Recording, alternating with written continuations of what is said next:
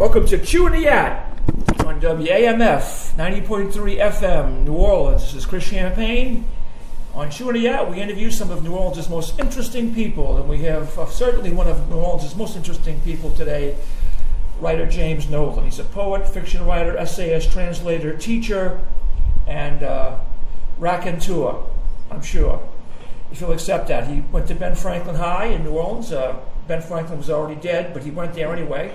And he got his PhD from not at Ben Franklin, but from Cal Berkeley. Cal Berkeley, yeah. Cal Berkeley PhD. They didn't give PhDs at Franklin. No, they didn't. No, but and he's a fifth generation Orleanian. There's only a few of us left. I think I'm 7. Are you? Yeah. Okay. And they look for me in the night to get me, but they can't. I'm a ghost. Well, it's great to be talking to you, Chris, here in the historic Luling Mansion where I live. That's true. I didn't know if you wanted to mention that or not. Yeah. It's quite a spot. It has a fence around it, so I'm not afraid of. That's true. Yeah. Of death threats or anything. That's right. Yeah, Frankenstein used to live here. That's why. He certainly did. Yeah. This place is really. I mean, it's unbelievable for many reasons. I mean, not that we want to talk about it too much, but because I want to talk to you about your writing career, which has been incredible, really, and extensive, and just you should be very proud of it. Actually, I think. And but the mansion is a lot of people who even live here don't even know it's here because it's just right off. It's close to a major thoroughfare, but it's just back enough. You know, right next to St. Louis No. 3 Cemetery. Yeah. When I moved here, when I moved home to New Orleans from Barcelona in '96. I lived in the French Quarter for about 18 years, and then the French Quarter started to. I felt like I was living on the Midway, Carnival Midway at Pontchartrain Beach, right in front of Laugh in the Dark, by the way. And so I had to get out. My building was sold, so I moved here, and it turns out that I'm about 50 yards from St. Louis No. 3 Cemetery, where my family tomb is, where I'll be buried, where all my mother's Creole family is buried. And I'm 50 yards on that side from my Irish grandmother's house, Nana's house, on Verna Court, where my father was born and grew up. Wow. And the yellow house at the corner of Verna and Esplanade, that yellow house is the house I was conceived in. So I think... there's a magnet in this area? I think I found a really interesting personal place from which to view my life. You know, it's a long way to go from Esplanade and Verna through Barcelona, San Francisco, and Beijing to get to the Luling Mansion. It really is. You know what I mean? Yeah, and it's interesting that I kind of prefigured in some of my writing that I would be living here. In my novel, Higher Ground, there's a whole scene that takes place here, and I didn't even know what to call it. My daddy called it the Pelican Club, because he swore that the Pelican baseball team, it was their headquarters. It really wasn't. It was the Jockey Club. Yeah. But my mother actually lived here when they made it into an apartment when she was a little girl. In this house? Yes. Oh, yeah, in the 40s. Well, maybe. I don't know when. But they haven't fixed the plumbing or the electricity since, I promise you. But. Well, that's good. Yeah. And then I forget about that, but now that you mentioned it, I remember that because you can see the track from here. Yeah, and it was called the Jockey Club then, right. Wasn't it? It was, yeah. Well, when they sold it, the fairgrounds basically was kind of started around this place that people that kind of used to hang out. It was like the NOAC kind of like. Well, the Luling family sold all this territory. The Archduke and all that came here for the Archduke stayed here. Yeah. When for the Mardi Gras deal. With the first Mardi Gras, and his family colors were green, gold, and purple, and that's why we still have that. And Madame Luling was Edgar Degas' aunt. Really? Yeah. So the Degas spent a lot of time here. So it's really the place really has quite a historic feel to it. Although it's crumbling. It's a decadent place, and I kind of like the decadence of it. But it's incredible. It's an incredibly picturesque edifice, even such. At one time, it was like known as the finest house in the South when it was first built. Yeah, in 1865. Yeah, right. It was. But so I'm here for the time being. But it's too bad about the French Quarter.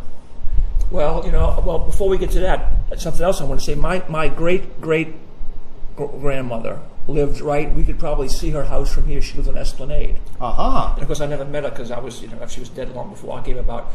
But she was a great aunt. But no, my grandmother lived there too. But the aunt lived there too. My father told me and he went to meet the aunt one time, and she was like about 90, but she was like 6 feet tall. Uh-huh. And she was a world-renowned, you're like this, she was a world-renowned translator. Oh. Because people would call, like President of the United States even called her to translate something one time for him and stuff like that. And he told me she was 90 years old, she was 6 feet tall, and she had a handshake like a linebacker. And she lived, I don't know the address, but it's right there. It's a long wooden building. On Esplanade. Yes. Well, a lot of the Creoles moved to this neighborhood at the turn of the century to escape the Sicilians in the French Quarter. That was the Champagnes. Yeah, my family originally lived in the French Quarter, and they were there from the 1850s on, and they had a tobacco business there at St. Louis and Charters, what's now Maspera's Exchange, across from the Napoleon House. And they lived over the store and then bought property on Royal Street. But about 1893, when my grandmother was born, no, they continued living in the French Quarter until 1907, and then they moved to Ursuline because the Creoles were. This was the Creole neighborhood. Yeah. And it's still a very nice place to live. Yeah, it's come back quite a bit. It's come back, and I'm really glad. This was the first. This neighborhood was I think one of the first stores of Whole Foods, which put this neighborhood back on the map, because for a while it was in serious decline. And I really strongly believe that it takes a really good grocery store to anchor a neighborhood. Well, it certainly helped. You're right. And I think that's what did it. We had what was the name of that place? La Coco's. Do you remember that place? It was a neighborhood grocery right across from. It's about a block from the fairgrounds. No, I don't. But I loved Terra Nova. Well, it was there forever and ever. Cause my mother used to go to the store when she was a little girl there. Yeah. And I knew La Coco's. I mean, before Katrina, they had sold it because they were older, and they sold it finally. Uh-huh. And they had it probably for 50 or 60 years, I'm sure, falling off a log, the family. But you could go into La Coco's because they had a butcher shop, and you could get. This is when Katrina hit now, and of course it was after they had left it. They kind of kept it, the people who got it kept it as it was pretty much. You could buy an 11-inch hot sausage poor boy dressed for $2.85 in 2005. Oh my goodness! Yeah. Probably lunch tongue or no, it was hot sausage because they were a butcher. They made their own hot sausage. Yeah, Terra Nova's. I go there all the time.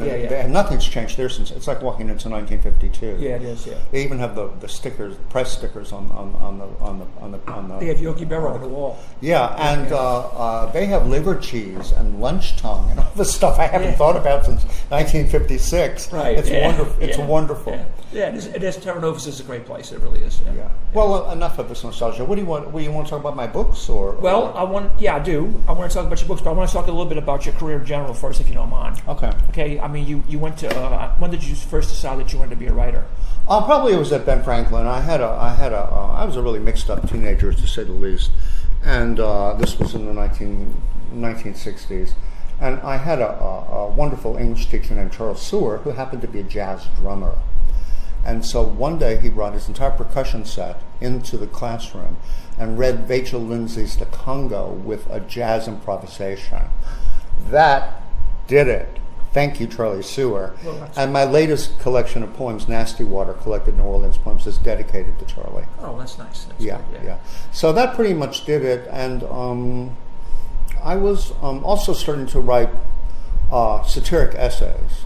And I was thinking yesterday about how my first satiric essay, it was about teenagers. It was about frats versus cats. Remember that? Oh yeah. Okay, I was at Franklin, but this was more of a Forte phenomenon. Yeah. And it was read on WTIX on the radio. Oh, well, really? Yes, and I got death threats from both the cats and the frats. So I felt that was a success. So I know, and unless I've possibly offended someone out there, I never really feel like my writing is a success. It was, for those of you who don't know what the cats and the frats were, it was like in the late 60s. It was the mid to late 60s. Yeah. And the cats were the greasers. Right. Yeah. And then the frats were the ones who wear like madras shirts and penny loafers and Weegians. It had to be Weegians. Weegians. Yeah. So I mean and we were forming at Ben Franklin. Didn't have Greece area. At Ben Franklin at that time, sort of a new subset. We were the first goths, I guess. We were beatniks. I see. So we were beats, and we came down to the French Quarter, and we were in the civil rights movement and the anti-war movement, and we wore sandals and all black, and so that was the beginning of my teenage years. You were just anti. Say what? You were just anti. Well, No, yeah, we were, Yeah. and that my antiness finally got me committed. I finally left New Orleans when I was 19. My parents committed me to St. Vincent de Paul Hospital because I was thinking of leaving college and moving to New York to become a writer. Oh no, well, they had a good reason then. Exactly, they had to stop me. So I left New Orleans for good when I was 19, and really didn't look back, and moved back here 30 years later. You should have told me you were moving to Louisville. Okay, maybe I'd let you do that. Then you could have moved to New York when you got there. Right, right. No, actually, I did finally get to New York. I got my master's at Stony Brook, and I lived in New York for a while, and I hated it. It was the 70s in New York, full of punk rockers and graffiti, and I'm more of a San Franciscan, so I was in San Francisco for a long time. Well, I want to touch on some of the places where you've been and taught in different places in a bit, because the show's is almost an hour, so we have time for lots of things. And I just wanted to talk about the beginning of when you were, because I'm always interested in how people get started and doing what they do, because sometimes those are some of the most interesting things. So almost everybody that I know who's successful, whatever they are, the way that they got to there, it didn't start out necessarily so straight of a line. No, of course not. And I was hoping you would say that you started to be a writer at A.H. Wilson, but because I went there. It was actually before Wilson. I want to read something to you. Sure, I have a memoir.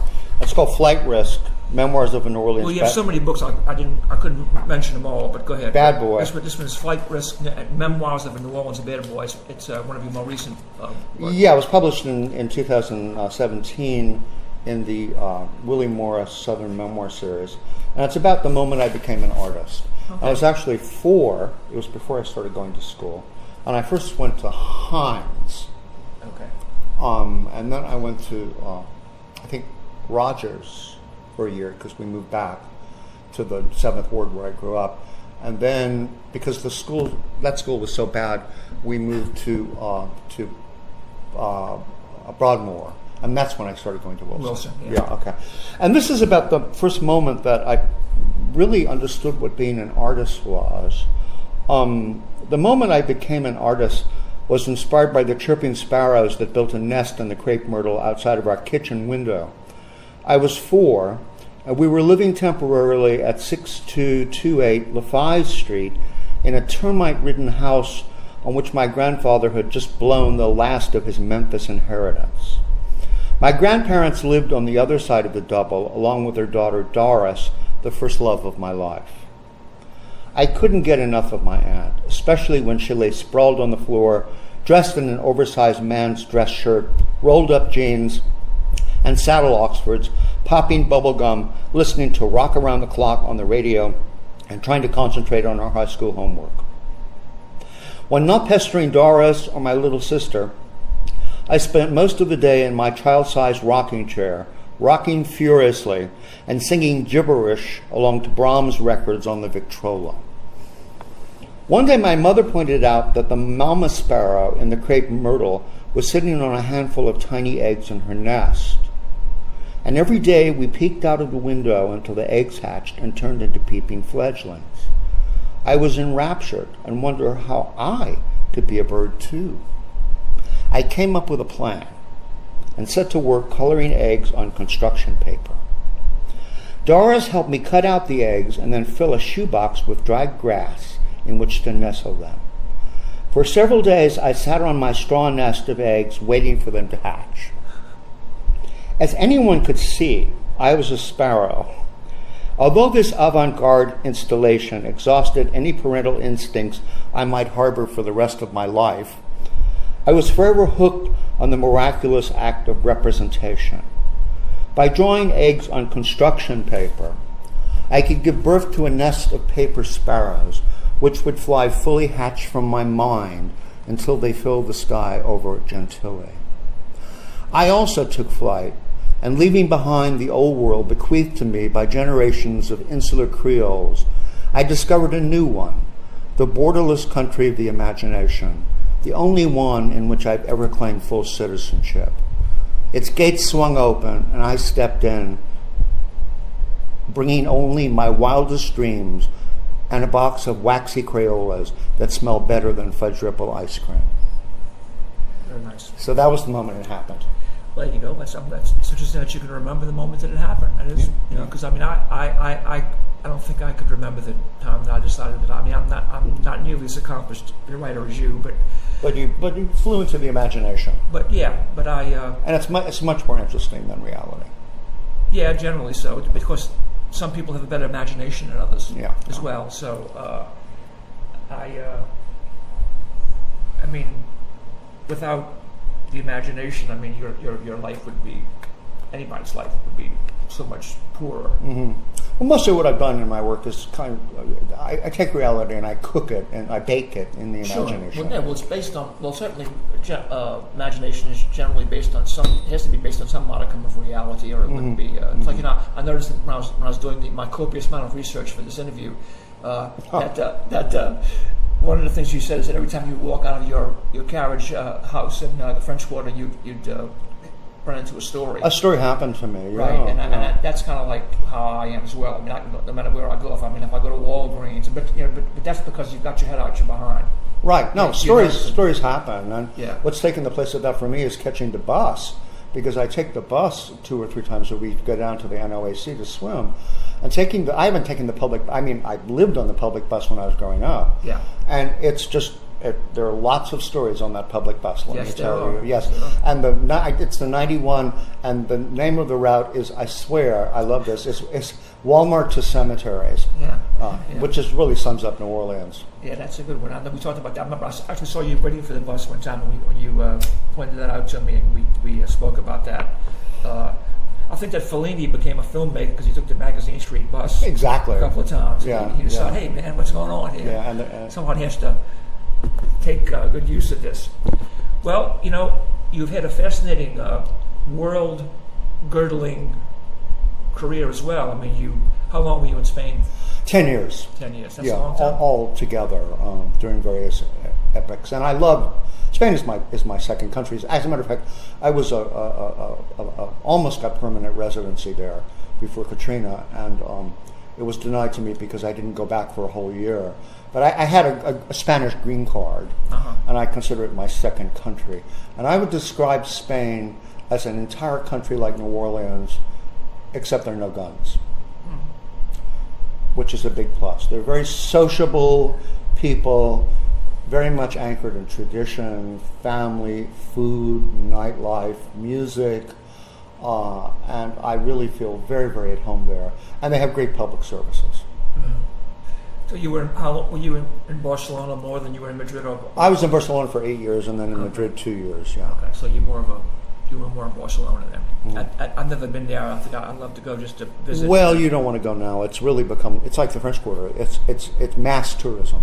Well, they call it el turismo borracho y barato, drunken cheap tourism, and instead of obese people from the Midwest, they have Germans and English, and it's the same thing. You can't walk down the street. Well, I'll go to Boogaloo instead. You go to Boogaloo. Hope he's many tourists. Madrid is great. Madrid is really like, you know, the second love of my life beside New Orleans at this point.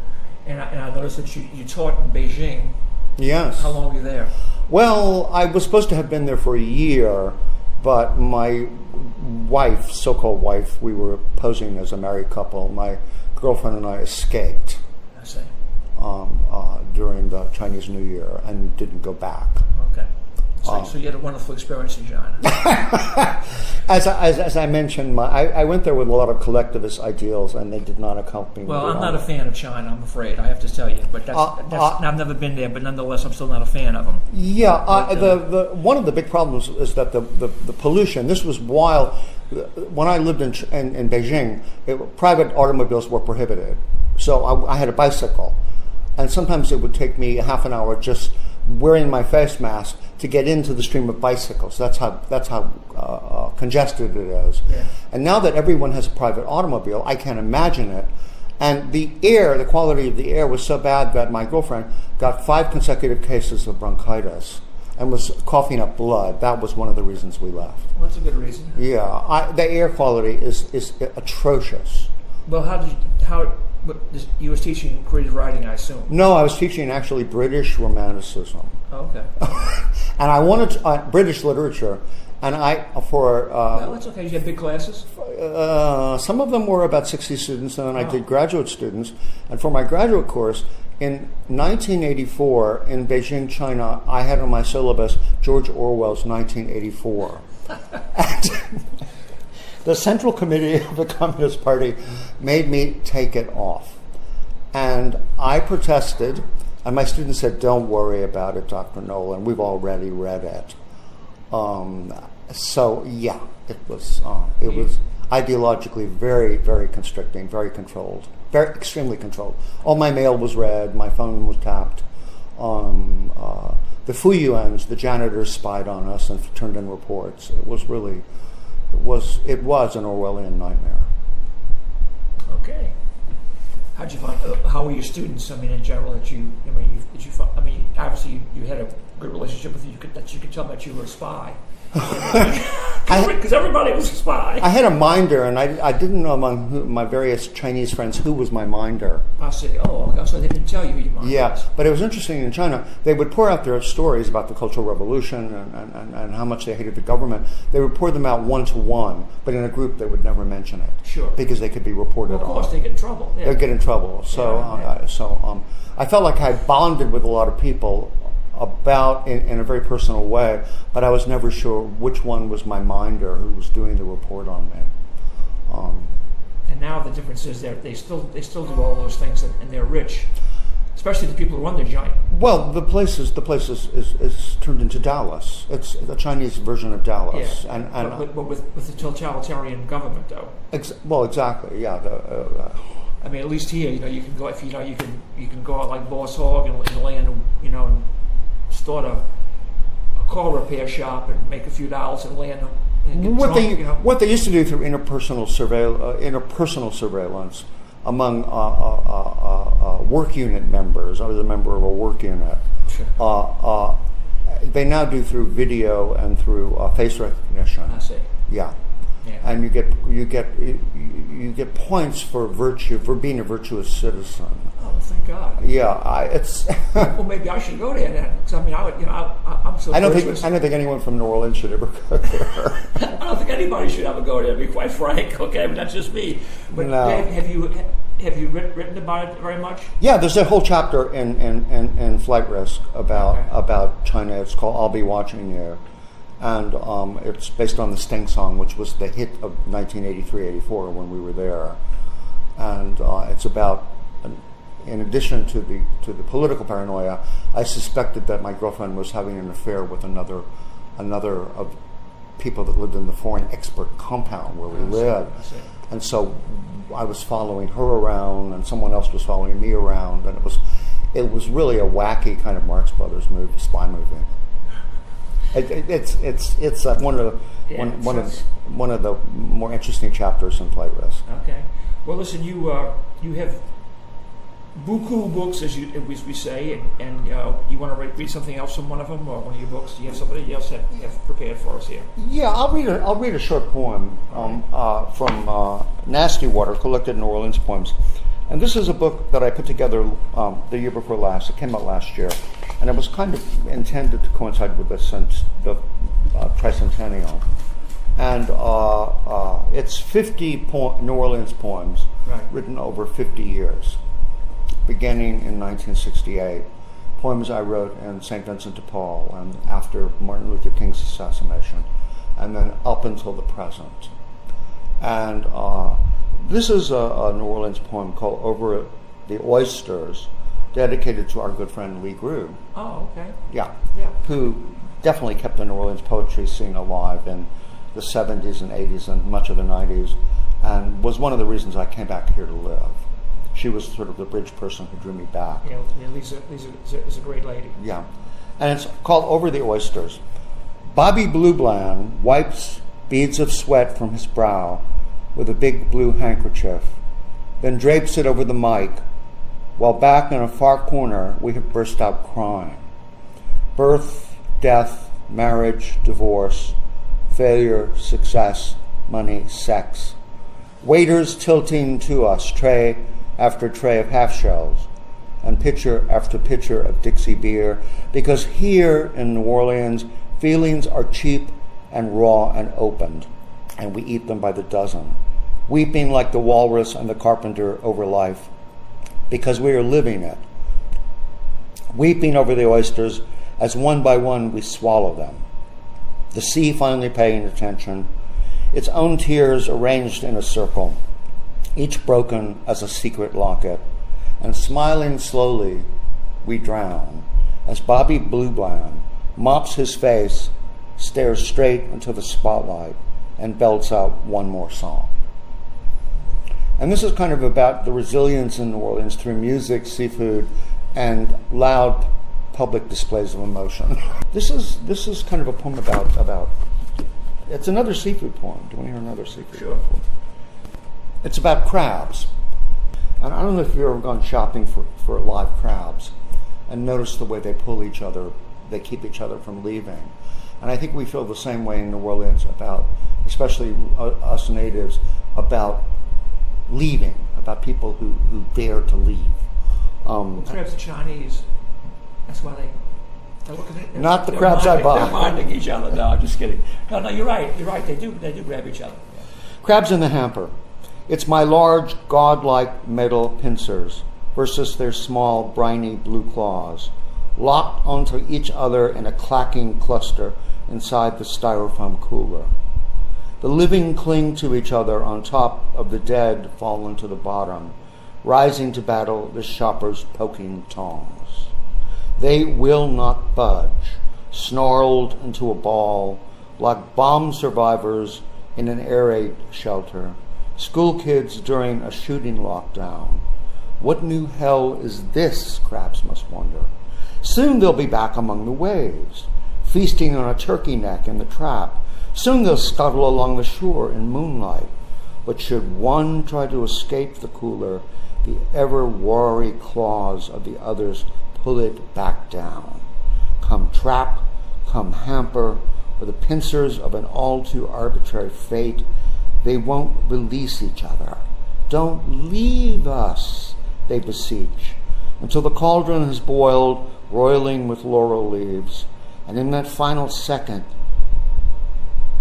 they let go, sliding into broth seasoned like the sea. Belonging. Oh, belonging, yeah. Yeah. No one in San Francisco very few people are from San Francisco. Yeah. Everybody's from somewhere else. And there is very little sense of belonging. There's a sense of making things up as you go along. And what I missed about New Orleans is that we have a certain way of doing things here, from birth to childhood to courtship to death. And I miss that sense of the ritualization of life. Okay. Well, speaking of which, yeah. I'm going to read something called Where Hip Goes to Die.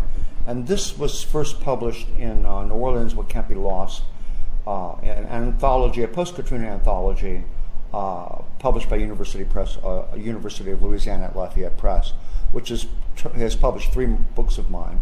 This is a short personal essay, and it's about coming back to New Orleans from San Francisco. Okay, great. And what I missed and didn't miss.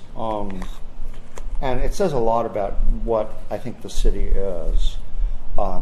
And it's called Where Hip Goes to Die. It's going to be the title essay of my new essay collection. And so, Where Hip Goes to Die.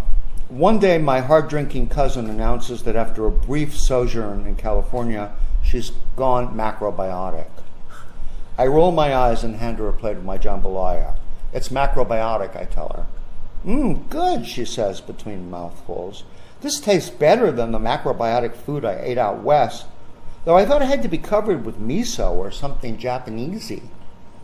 When I moved home from San Francisco, a vestige of my childhood New Orleans was still visible, though as pale and fleeting as moth wings around a porch light.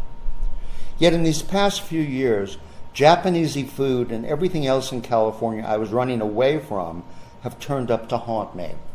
Real estate speculation, political correctness, psychobabble, tech startups, social media, nouvelle cuisine, conceptual art, veganism, lattes and muffins, piercings, dreadlocks, anti-smoking laws, jogging, French theory, and the icing on the cake, language poetry, a form of literary Alzheimer's that took Berkeley by storm 25 years ago when I was still in graduate school there.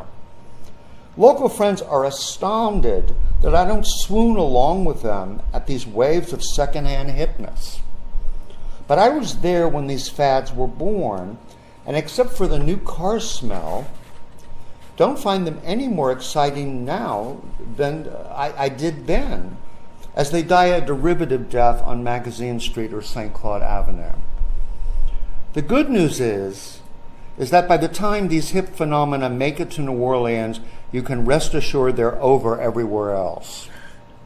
New Orleans is where national trends come to die, dumped like those T-shirts of defunct American rock groups sold on the cheap in Mexican markets. Just today, on a cafe bulletin board, I noticed a flyer about a masochistic massage therapy called Rolfing. Nobody has been rolfed in the state of California since that nasty spate of personal injury suits 3 decades ago. Even EST, the self-help seminar founded by those gurus of greed, all the rage during the 70s in Los Angeles, has changed its name, moved to New Orleans, and opened an art gallery on Bourbon Street. Look, I explained to my cousin, already on her second plate of macrobiotic jambalaya, macrobiotic just means eating what grows around you. These shrimp, crawfish, tomatoes, andouille sausage, and rice are all from here, so it's macrobiotic. In San Francisco, they think you have to eat like a Japanese fisherman to be macrobiotic, but we're not Japanese fishermen. That's food for people who don't come from anywhere, but we do, so enjoy. New Orleans doesn't do San Francisco very well, my friend Charles Stewart observes in his book on post-war New Orleans jazz. We're macrobiotic and do New Orleans well, another style of hip to our own Mediterranean beat. Quite the opposite of California. In the Big Easy, we literally parade our vices in public while our virtues remain closely guarded secrets. On the sly, of course, we actually do work hard, pay bills, exercise, and take care of our health. But how embarrassing should anyone ever find out? This attitude is what the Italians call sprezzatura, or studied nonchalance. New Orleanians are unique not just because we eat frog legs and mud bugs, stay up all night dancing, and take off a month for carnival. Our difference with the rest of the country is theological. Demonstrating any concerted effort spoils the carefree illusion that we thrive only by way of God's grace. Heaven knows we don't deserve all these bisques, bands, and Mardi Gras balls. Yet insecure in our parochialism, we are often the worst offenders when it comes to adopting some Californian fad to feign sophistication, never realizing we're so far behind the times our dated hipness reads as retro. We have a natural talent for caricature and tend to turn every national trend we touch into something garish and larger than life, a Mardi Gras float. The last jogging vegans in dreadlocks who can recite language poetry and make a living by feng shuiing condos by app will probably wind up dressed as gigantic papier-mâché lattes and muffins with their own carnival parade through the French Quarter. Then the 20th century will finally be over. Meanwhile, in the pressure cooker meccas of hip, people are so bored and frustrated with homogenized America that every moment they can, they spend down here, drinking, smoking, dancing, and sucking on crawfish heads. You can spot them at Mardi Gras and Jazz Fest. There are Brad Pitt and Harry Shearer from Los Angeles and Francis Ford Coppola from San Francisco, those cool Californians we're supposed to be imitating. And guess what? They've gone macrobiotic and are imitating us. Well, how does it feel to be a prophet? I do have a very strange talent for that. Yeah. Yeah. Yeah. Well, I mean, I wrote that 10 years ago. Well, that's what I'm saying. Okay. Yeah. I mean, I'm hip. Yeah. Yeah, it's one of the things about the New Orleans City, the new New Orleans City Council, which I think is superior to the prior City Council. Yes. For a lot of reasons, but at the same time, The Airbnb thing is to be applauded. Absolutely. Yeah, but they're also trying to turn New Orleans into California. I mean, it's like, they can, first of all, they're going to tax everybody out of here with their property taxes. Oh, it's already started. The Yeah. gentrification that I basically, both San Francisco, a great love of my life, and New York, another kind of love of my life, have both become gated communities for the rich. Yeah. And I see it happening in New Orleans. And then with a mayor like LaToya Cantrell, who I call La Toyota Cantel, her two big innovations have been she put in a meditation room at City Hall and transgender bathrooms. Yeah. That's just what we need in New Orleans. Yeah, but she got some pushback on the bathroom, so now nobody can go to the bathroom. They have to go in the meditation room. Yeah. And then the next step is they're going to put unintelligible images on each bathroom, so you don't know which one you should go in anyway. So that'll solve that problem. Yeah, really sometimes it's really hard to know. They're going to make West End Boulevard into a big litter box. Yeah. Well, we're talking to writer James Nolan. New Orleans is proud to call him a native and a son. And Alexander McCall Smith, a writer that many of you may have known, says about Jimmy's memoir, it's vivid, entertaining, and utterly memorable. One of the most enjoyable reads that has come my way in a very long time. And I think that's absolutely true, because if you go to a reading and I'll call you Jimmy. I'm slipping. That's my childhood nickname. Okay, so I'm sorry. That's fine. And whenever you see Jimmy at a reading, sometimes I shudder when somebody tells me when I hear they're going to come up and read a short story at a poetry reading. But whenever Jimmy reads a short story, it's always utterly well crafted and funny and just really entertaining is a really good word for it. So I feel, as a writer, I feel the absolute obligation to be entertaining.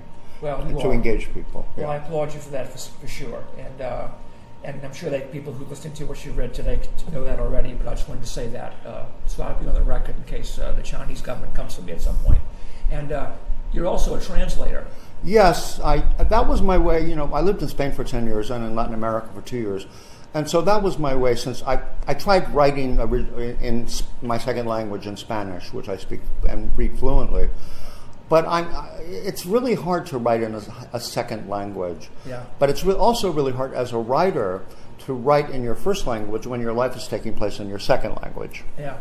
And so my way of contributing to the culture was to translate. So I've translated a book by Pablo Neruda, a book by the greatest Spanish poet of the 20th century, Jaime Gil de Biedma, with City Lights. And I've also done several anthologies with City Lights. One is called Island of My Hunger, and it's an anthology of Cuban poetry.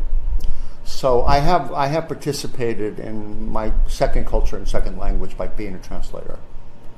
Well, that kind of fascinates me to be able to, especially for poetry, because the language is relatively precise, and it must create some kind of problems. Well, you have to recreate the poem. My first rule is the poem has to be interesting in its new version, in its English translation. Uh-huh. It can't be just a transliteration, or any robot, literally, with an algorithm can sit there and do a word-by-word transliteration. But you have to make a new poem out of it. Well, sure, because and each language has phrases or things in their language that don't really translate directly to another. No, so you have to find an equivalent. Right, so that must be kind of difficult. It's fun. I really enjoy it. I find it almost like kind of doing an emotional crossword puzzle. Well, could you translate my poems into Chinese? No, I couldn't, okay. but I did speak some Chinese. Because I would like to write some about them. Okay, good. How much Chinese do you speak? 我会说一点儿. Oh, okay, plenty. Yeah. And well, you want to read something else that you have? You have anything on? You want to read a thing about our history, about Mr. Garrison? Well, this goes back to my troubled teen years, and I think you'll appreciate this, Chris, because it's about my fraught teenage years, and when I was living on Louisiana Avenue Parkway, our our next door neighbor were rabid right-wingers who were members of the John Birch Society. And they had something called the Christian Anti-Communist Crusade, which when I was at McMain and I was 13, 14 years old, they got me hooked into it. And I went to their meetings. Okay. And I became a sort of, I was, of course, voraciously reading Ayn Rand, who at that point was my favorite writer. And she's a great writer for 14-year-olds. Yeah, well, she's a pretty good writer. I mean, I think for 14-year-olds. For agree with what she has to say. For 14-year-olds, yeah. I found it very captivating. And so then I distanced myself from that, and I was living with my... You went to Peggy? No. I moved in with my grandparents when my parents moved to River Ridge in my sophomore year at Franklin. That was during the 1963, the height of white flight. And I lasted 2 months in River Ridge and then moved in with my grandparents in Mid-City. You've had not to interrupt you, but you've had quite a flavor of different neighborhoods in your upbringing. Yeah. Oh no, we moved around a lot. We did too. We were always renters until my parents bought in River Ridge, and me too. It was not River Ridge, but yeah.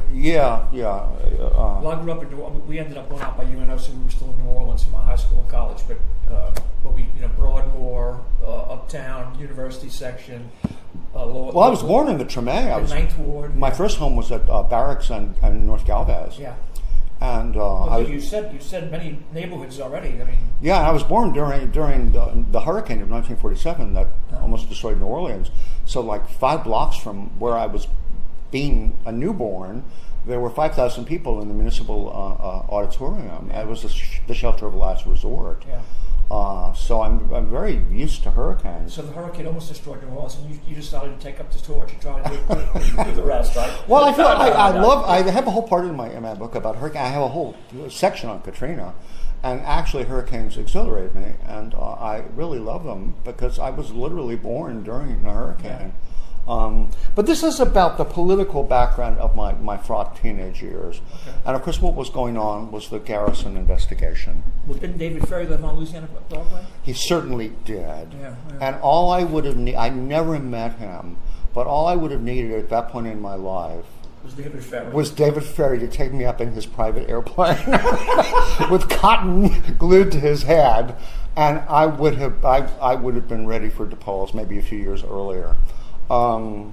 So this is about the background of my teenage years being this Garrison investigation. I was living with my great aunt. My great aunt Marguerite was a school teacher and great friend of Jim Garrison, the district attorney. She had taught all of Garrison's children in 3rd grade at the Annabelle Grammar School. Reet, as I called her, lived with my grandparents. Or rather, my grandparents and I lived with her since her salary was our sole source of income. During Garrison's investigation into the New Orleans background of the plot to assassinate Kennedy, she taught with an armed security guard in the rear of the classroom.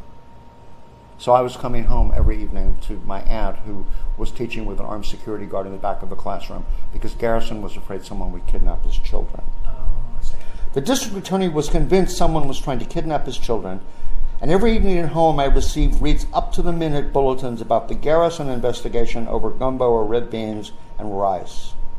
At the time, it never occurred to me that this whole murky provincial broth might be served up one day in a great film or novel. Only years later, when I saw Oliver Stone's JFK, which lionized Jim Garrison, or read John Kennedy Toole's The Confederacy of Dunces, with its mad cops rooting out the communists, did I gain any tragic or comic perspective on the political hysteria that formed the backdrop of my high school years. After all, I was a teenager by then, starring in my own secretive melodrama. And as a repentant John Bircher, with each report about the Garrison investigation, my heart sank even further. Somehow I was to blame. According to the district attorney, the assassination wasn't a communist plot, but an anti-communist conspiracy involving anti-Castro Cubans, the Mafia, the CIA, and several prominent right-wing kooks in New Orleans. He uncovered a dank, wormy loam of local connections, all of which I tried to digest at dinner. Scanning the newspaper photos of characters like Clay Shaw, a sadomasochistic gay businessman from the French Quarter, and David Ferry, a pedophile pilot with swatches of cotton glued to his bald head, who had also lived on Louisiana Avenue Parkway. I kept searching for the dwarfish man with the black eye patch. Every sinister detail of those anti-communist meetings came back to me in full force. The shadowy faces in the smoke-filled rooms, the bundles of pamphlets passed hand to hand, the occasional foreign accent, the blind fervor. And when I'd gone home at 9, bedtime on a school night, what were those characters plotting? I never dared mention my suspicions to anyone, especially to my great-aunt, who conferred with Garrison on a daily basis. Had I been part of a group that conspired to assassinate the president even before I started to shave? Well, I never thought of that. But, it's interesting. I grew up, I was gone from that area by that time. But say 57, 58, 59, 60, 61, I lived on General Taylor, right there by Louisiana Avenue Parkway. Because I used to walk Theodora Walt home.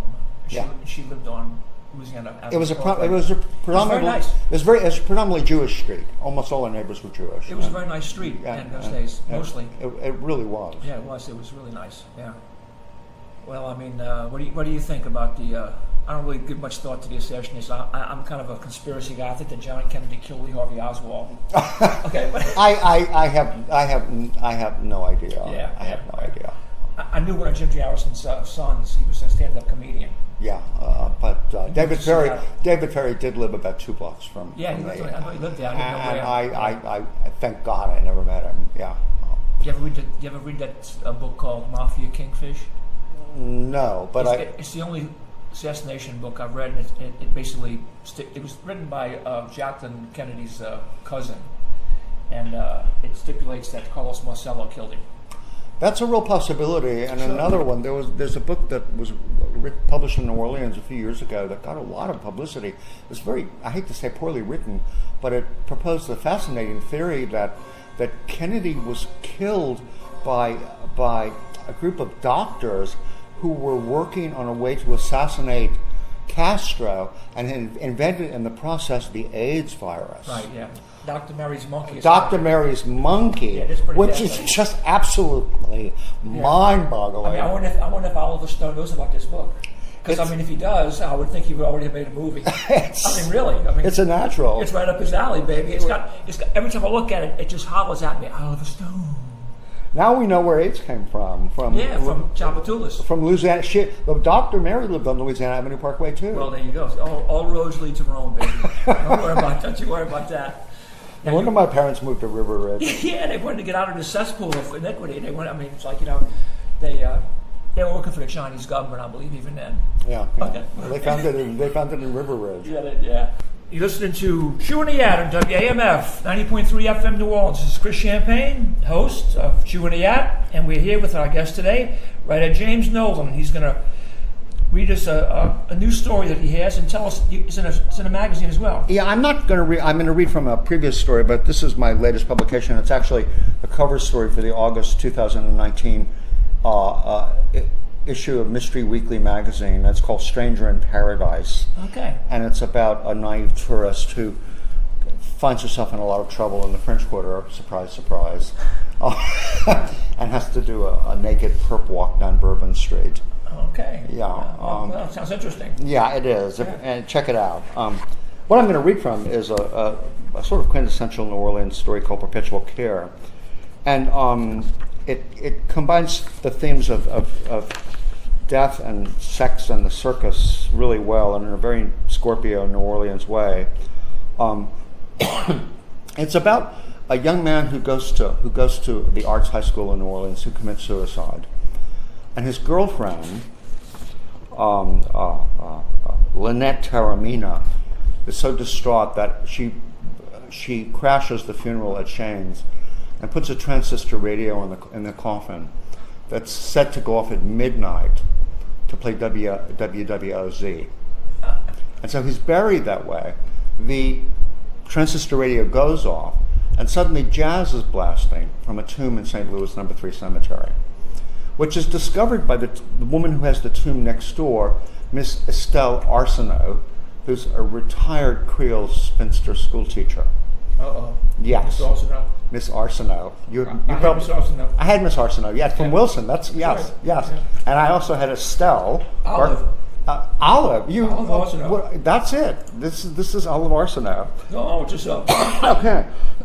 And it turns into a circus because WWOZ decides to broadcast their kickoff day at the Jazz Fest from the tomb. And they have invited a DJ whose name is Travis Refuge to announce, actually he's going to introduce the Transylvanian writer who's going to do the commentary. I'm not going to touch that one. Yeah, well, we all know who that is, my good friend Andre Codrescu. And it really captures the kind of the circus atmosphere of New Orleans really well, and also the kind of silence. So this radio inside the casket, inside the tomb, is blasting away WWOZ. The Jazz Fest is just about to start. This is their kickoff broadcast. And this is what happens. Miss Arsenault was still in a state of shock from trying to maneuver her politely beeping Toyota through the Lucky Dog vendors and hot tamale wagons blocking the gate of St. Louis Cemetery No. 3.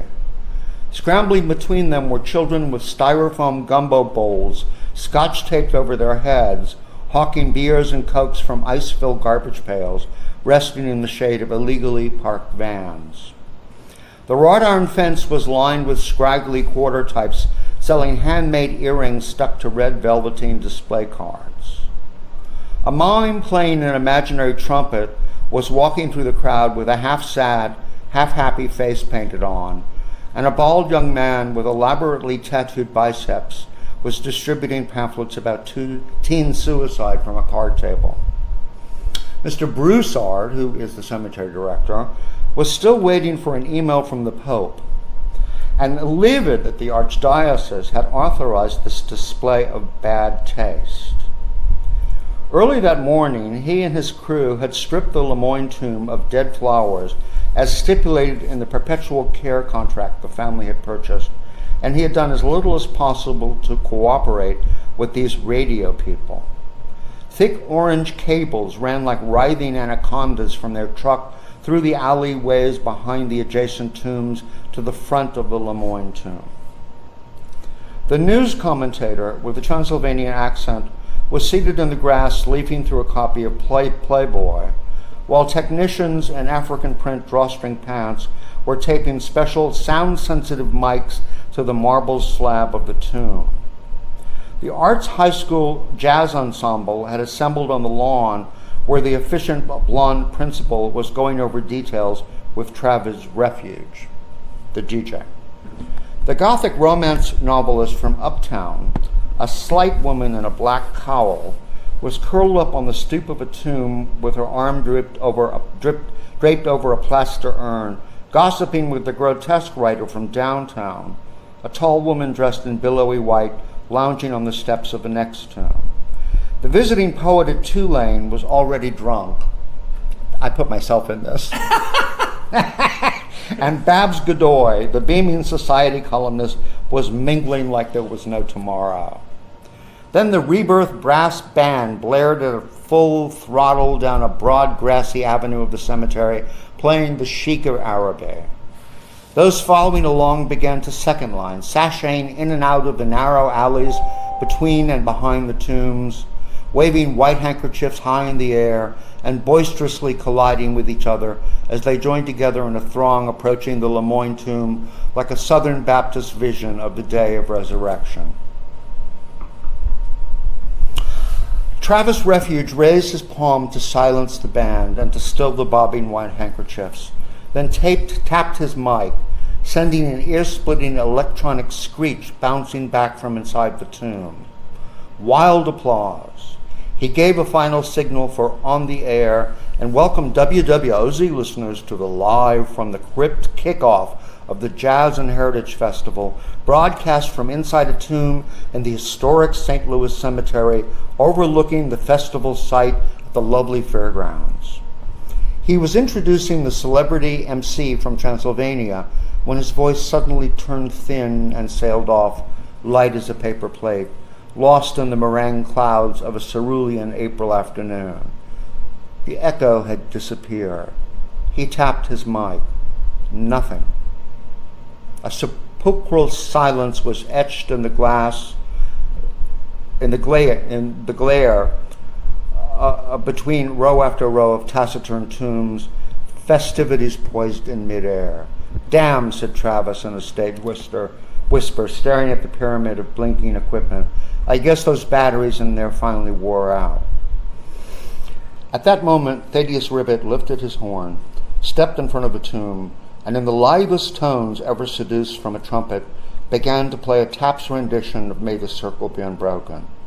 Lynette Taormina collapsed. "Gone," she kept mumbling. "He's really gone," as Andrea and Chaz wrapped their arms around her waist and lumbered with her behind Thaddeus, who was heading toward the gate with his horn held high in the air, playing as slowly as a late afternoon stroll through a New Orleans cemetery might inspire. Thank you, Jimmy. We've been listening to James Nolan. He's been reading from his book. You Don't Know Me, New and Selected Stories. Okay. And you listen to WAMF 90.3 FM, New Orleans. Thank you, Jimmy. Thank you, Chris. You're welcome.